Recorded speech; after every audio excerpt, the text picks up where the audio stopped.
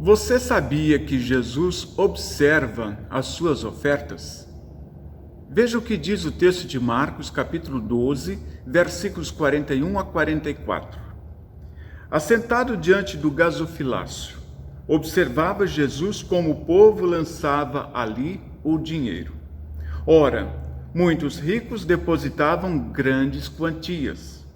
Vindo, porém, uma viúva pobre, depositou 2 pequenas moedas correspondentes a um quadrante. E, chamando seus discípulos, disse-lhes: Em verdade vos digo que esta viúva pobre depositou no gasofilácio mais do que o fizeram todos os ofertantes. Porque todos eles ofertaram do que lhes sobrava, ela, porém, da sua pobreza, deu tudo quanto possuía, todo o seu sustento.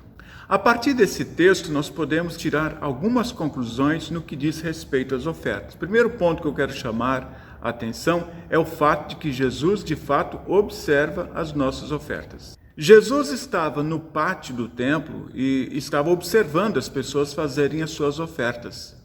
Viu os ricos levarem grandes quantias de dinheiro e viu também aquela viúva pobre que depositou apenas 2 moedas de prata. A partir disso, nós podemos concluir algumas coisas referente às nossas ofertas.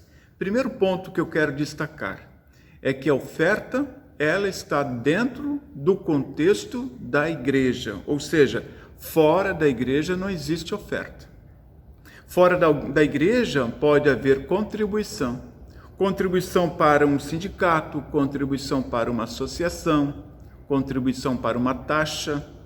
Há igrejas, por exemplo, que têm taxas de oferta. Elas fazem um orçamento anual e distribuem para cada família a mesma quantidade.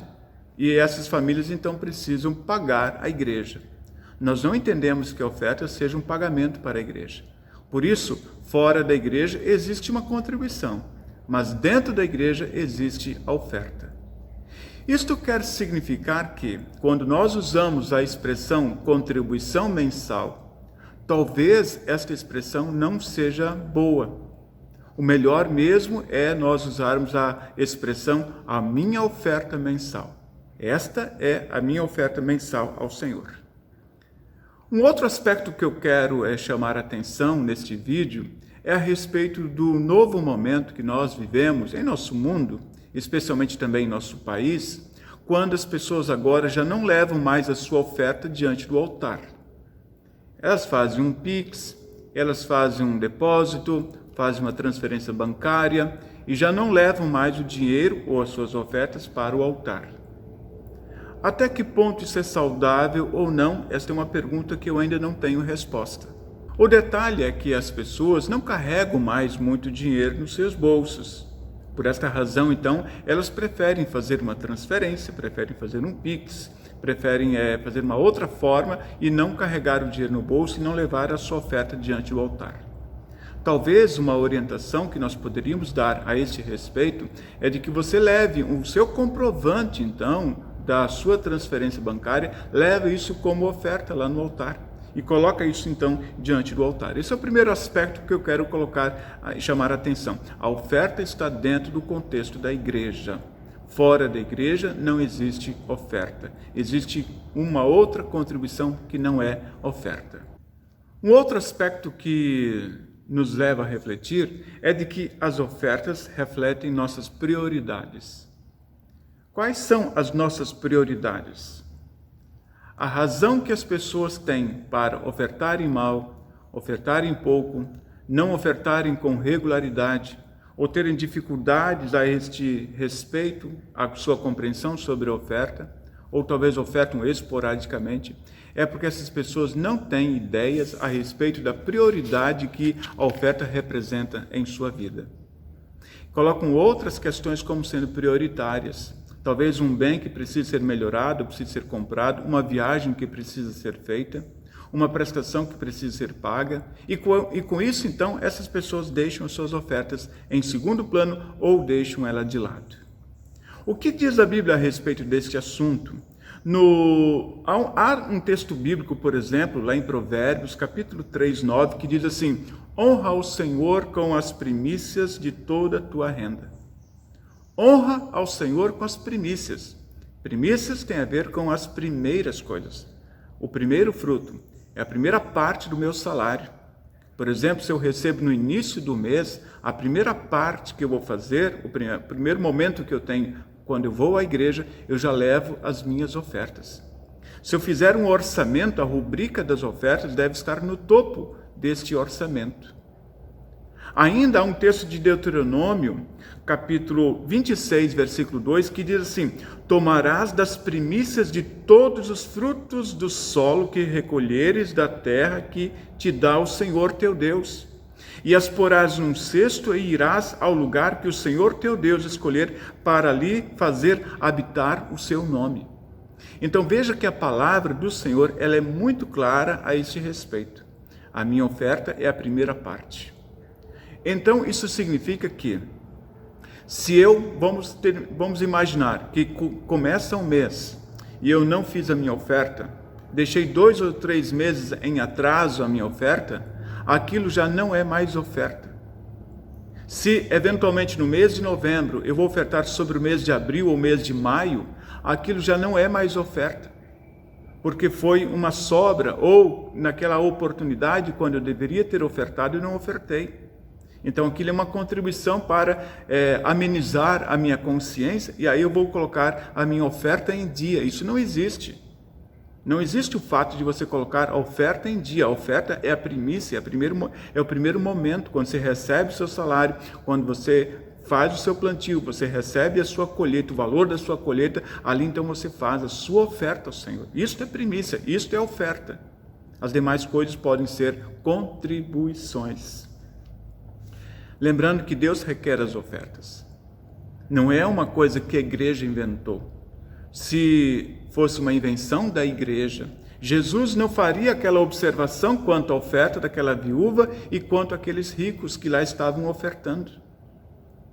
Jesus faz a observação de que aquela mulher, ela fez o melhor. Jesus mostra através desse texto que há uma dependência de Deus. Aquela mulher revelou na sua oferta uma total dependência de Deus, um caráter de absoluta dependência. Por isso, então, ela entregou tudo aquilo que ela tinha, todo o seu sustento, e ela acreditava que Deus iria suprir a sua necessidade. Hoje as pessoas deixam de ofertar ou ofertam mal porque acham que não serão supridas nas suas necessidades. As pessoas desconfiam de que vão passar fome naquele mês. Enganam-se porque a própria palavra de Deus diz que trazei à casa do Senhor a oferta, que eu vou abrir as janelas dos céus, eu vou abençoar vocês. Isto é promessa de Deus, não é uma palavra para levar as pessoas simplesmente a ofertarem com medo, não. A oferta, ou melhor, a promessa de Deus, ela é dada a todos aqueles que ofertam ao Senhor. A oferta de bênção, e nós recebemos bênçãos da parte do nosso Deus. É importante colocar aqui que as riquezas ou as posses, elas podem representar uma ameaça espiritual. Muitas pessoas querem muitas posses, querem usufruir das suas riquezas, e já não têm mais tempo para Deus. Se afastam do Evangelho, se afastam da igreja, se afastam de Deus, porque elas têm muitos bens e muitas riquezas e já não têm tempo mais para cultuar, porque precisam usufruir daquilo que têm. Portanto, as posses ou as riquezas podem se tornar uma grande ameaça espiritual às pessoas. O amor e o sacrifício a Jesus nos motivam a ofertar. Exatamente porque Deus nos amou primeiro através de Jesus. Deus nos deu seu Filho Jesus para que morresse por todos os nossos pecados. Esta é a graça de Deus, é o amor de Deus. A nossa oferta, portanto, é uma resposta a toda essa graça e essa bondade de Deus na nossa vida. Deus enviou seu Filho ao mundo, Deus perdoou os nossos pecados, nós podemos viver a certeza da salvação, da vida eterna. E esta manifestação do amor de Deus revelada em Cristo Jesus torna para nós a grande motivação que temos para ofertar. Isso nós chamamos de graça de Deus. O que nos motiva a ofertar não é o fato da igreja ter necessidade, não é para manter o orçamento da igreja, não é para pagar o pastor ou as contas de água, de luz e telefone e outras despesas que a igreja tem. O que nos motiva a ofertar é a graça de Deus, é o amor de Deus, é o fato de que nós reconhecemos em nossa vida o quanto Deus tem sido maravilhoso conosco. Deus nos salvou, e esta palavra de salvação, ela precisa ser levada adiante. Mais pessoas precisam ouvir este evangelho. E nós, então, com as nossas contribuições ou com as nossas ofertas, nós podemos levar esta palavra a estas pessoas. É isso sim que deve nos motivar a ofertar, o fato de levar Cristo para todas as pessoas. Como eu posso dizer Cristo para todos se eu tenho dificuldades em abrir a minha carteira, abrir o meu bolso, trazer as minhas ofertas diante do Senhor? Eu sou responsável para que o Evangelho seja levado adiante, através das minhas ofertas. Muitas igrejas têm dificuldades para se manter, e as minhas ofertas também ajudam essas igrejas a que elas possam se manter. Isso é graça de Deus, isso é a motivação maior que nós temos para trazer as nossas ofertas diante do altar. E há um detalhe muito importante que eu quero observar aqui também, a partir desse texto de Marcos, é que Jesus observa o volume das ofertas. Ele observou aqueles ricos colocando grandes quantidades, mas ele observa dizendo que eles colocaram sobras. Jesus não quer sobra, Jesus quer a nossa vida por inteiro, por completo. Há pessoas que querem dar migalhas para Deus, querem dar esmolas para Deus, e Deus não quer isso. Deus não quer somente a nossa oferta, Deus quer a minha vida, quer o meu corpo, quer a minha alma. Deus quer ter um domínio geral sobre toda a minha vida. E assim nós entendemos um texto de Marcos 12:30, por exemplo, que diz: amarás, pois, o Senhor teu Deus de toda a tua alma, de todo o teu coração, de todo o teu entendimento, de toda a tua força. Deus quer o todo da minha parte. Também nós podemos agora entender o texto de Romanos 12, versículos 1 e 2, que diz assim: rogo-vos, pois, irmãos, que apresenteis os vossos corpos por sacrifício vivo, santo e agradável a Deus, que é o vosso culto racional, e não vos conformeis com este século, mas transformai-vos pela renovação da vossa mente, para que experimenteis qual seja a boa, agradável e perfeita vontade de Deus. A nossa vida toda é uma vida entregue ao Senhor, e Deus quer de nós que nós renovemos a nossa mente, que haja transformação da nossa mente, da nossa vida, para assim nós continuarmos nos dedicando exclusivamente ao Senhor. A oferta que nós trazemos diante do altar é parte daquilo que nós oferecemos ao Senhor. Deus quer toda a nossa vida. Deus quer tudo de nós. Deus quer você. Deus quer a mim. Jesus observa o volume da nossa oferta.